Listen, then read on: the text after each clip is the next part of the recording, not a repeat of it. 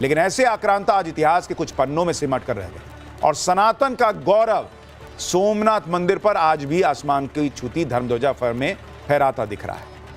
सोमनाथ मंदिर पर हुए हमलों को याद करते हुए पीएम मोदी ने कहा कि आज भी देश में सनातन का विरोध करने वाली ऐसी ताकतें हैं जिन्होंने सोमनाथ मंदिर के पुनर्निर्माण का भी विरोध किया। पीएम मोदी ने सनातन को बांटने की साजिश करने वाले ऐसे लोगों से बचने के लिए एकजुट रहने की अपील की। अब चूंकि वो एकजुट रहने कह देते हैं तो एक पूरे इकोसिस्टम को आग लग जाती है। सुनिए एक बार पीएम को। दुर्भाग्य से आज भी हमारे देश में वो ताकतें मौजूद है, पूरी तरह सक्रिय है, जिन्होंने सोमनाथ पुनर्निर्माण का विरोध किया। हमें एक रहना है, एकजुट रहना है, ऐसी हर ताकत को हराना है जो हमें बांटने की साजिश से रच रही है। एक तरफ तो मोदी और हिंदुत्व क्लियर निशाने पर दिखते हैं, उधर ओवैसी ने अलग पॉलिटिकल गदर काट रखा है।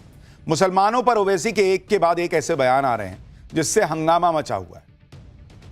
इन दिनों ओवैसी की नजर महाराष्ट्र के लोकल बॉडी इलेक्शन और बीएमसी पर टिकी। ओवैसी जानते हैं कि मुंबई में मुसलमानों की आबादी करीब 20% है, जिनकी बीएमसी की 50 सीटों पर निर्णायक भूमिका रहती है और मुसलमान वोटों की एकमुश्त हिस्सेदारी हासिल करने के लिए ओवैसी उन्हें डर के साथ ही हिजाब पहनने वाली मुस्लिम महिला के पीएम बनने का सपना भी दिखा रहे हैं। हिजाब वाली पीएम पर ओवैसी का यह बयान सुनिए जो बहुत चर्चा में है।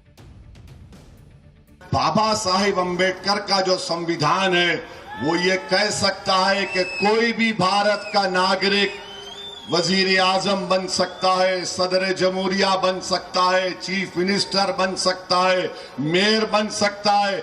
और असदुद्दीन ओवैसी का ख्वाब यह है कि एक दिन आएगा इस देश में इंशाअल्लाह ताला, शायद हम और आप नहीं रहेंगे मगर देखना, एक हिजाब पहनने वाली बेटी इस देश की वजीर आजम बनेगी इंशाअल्लाह ताला।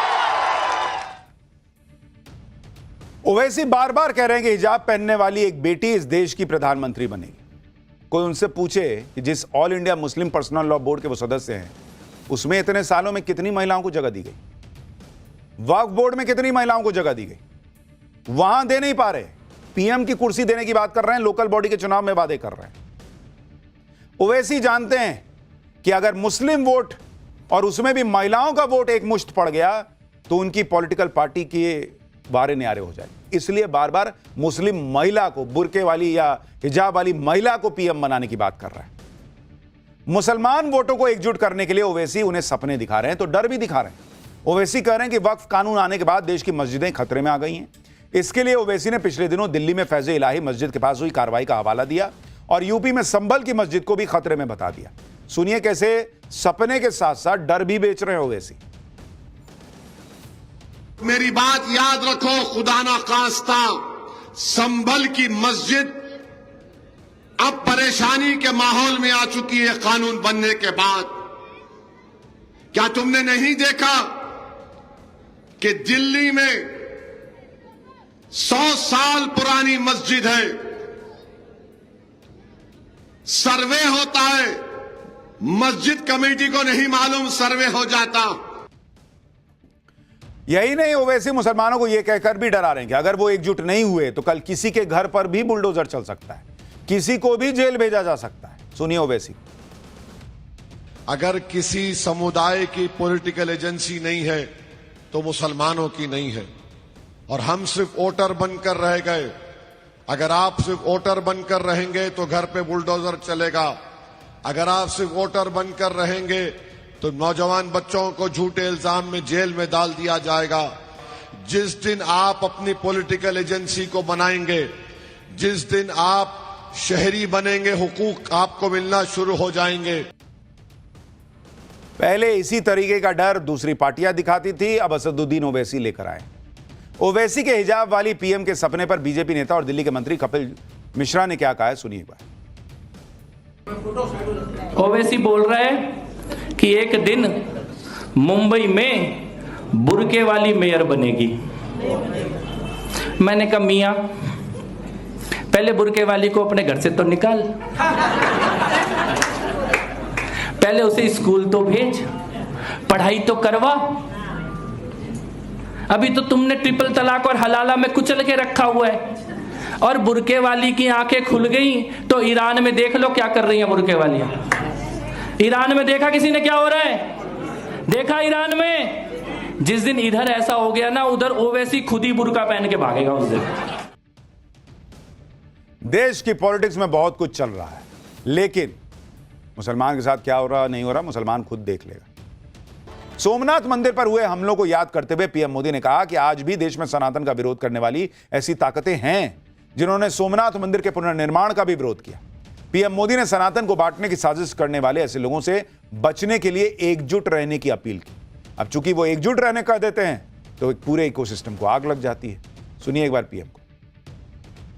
दुर्भाग्य से आज भी हमारे देश में वो ताकतें मौजूद है, पूरी तरह सक्रिय है, जिन्होंने सोमनाथ पुनर्निर्माण का विरोध किया। हमें एक रहना है, एकजुट रहना है, ऐसी हर ताकत को हराना है जो हमें बांटने की साजिशें रच रही है। एक तरफ तो मोदी और हिंदुत्व क्लियर निशाने पर दिखते हैं, उधर ओवैसी ने अलग पॉलिटिकल गदर काट रखा है। मुसलमानों पर ओवैसी के एक के बाद एक ऐसे बयान आ रहे हैं जिससे हंगामा मचा हुआ है। इन दिनों ओवैसी की नजर महाराष्ट्र के लोकल बॉडी इलेक्शन और बीएमसी पर टिकी। ओवैसी जानते हैं कि मुंबई में मुसलमानों की आबादी करीब 20% है, जिनकी बीएमसी की 50 सीटों पर निर्णायक भूमिका रहती है, और मुसलमान वोटों की एकमुश्त हिस्सेदारी हासिल करने के लिए ओवैसी उन्हें डर के साथ ही हिजाब पहनने वाली मुस्लिम महिला के पीएम बनने का सपना भी दिखा रहे हैं। हिजाब वाली पीएम पर ओवैसी का यह बयान सुनिए जो बहुत चर्चा में है। बाबा साहिब अंबेडकर का जो संविधान है वो ये कह सकता है कि कोई भी भारत का नागरिक वजीर आजम बन सकता है, सदर जमहूरिया बन सकता है, चीफ मिनिस्टर बन सकता है, मेयर बन सकता है। और असदुद्दीन ओवैसी का ख्वाब यह है कि एक दिन आएगा इस देश में इंशाअल्लाह ताला, शायद हम और आप नहीं रहेंगे मगर देखना, एक हिजाब पहनने वाली बेटी इस देश की वजीर आजम बनेगी इंशाअल्लाह ताला। ओवैसी बार बार कह रहे हैं कि हिजाब पहनने वाली एक बेटी इस देश की प्रधानमंत्री बनेगी। कोई उनसे पूछे कि जिस all India Muslim personal law board के वो सदस्य हैं, उसमें इतने सालों में कितनी महिलाओं को जगह दी गई, वक्फ बोर्ड में कितनी महिलाओं को जगह दी गई, वहां दे नहीं पा रहे। पीएम की कुर्सी देने की बात कर रहे हैं, लोकल बॉडी के चुनाव में वादे कर रहे हैं।